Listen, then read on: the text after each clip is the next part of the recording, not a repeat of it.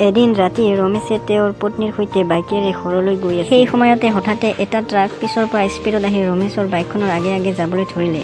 ৰমেশে বাৰে বাৰে হৰ্ণ বজোৱাৰ পিছতো ট্ৰাকখনে ৰমেশক আগলৈ যাবলৈ ছাইড দিয়া নাছিল।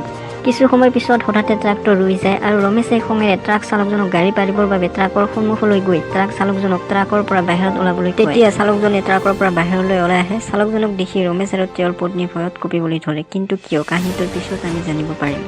যেতিয়া ৰমেশ আৰু তেওঁৰ পত্নী সেই ঠাইৰ পৰা আঁতৰিব বিচাৰিছিল, সেই সময়তে ট্ৰাক চালকজনে এটা ভূতৰ ৰূপ ধাৰণ কৰে আৰু দুয়োজনকো মাৰি পেলায়।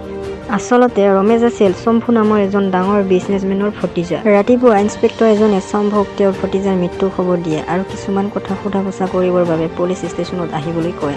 শম্ভু তেওঁৰ ভতিজাৰ মৃত্যুৰ কথা শুনি বৰ চিন্তিত হৈ পৰে। শম্ভুৰ দুজন ল'ৰা আছিল, আজ্জু আৰু দাৰোগা। তেওঁ ল'ৰা দুজনক পুলিচ ষ্টেচনত যাবলৈ কয়।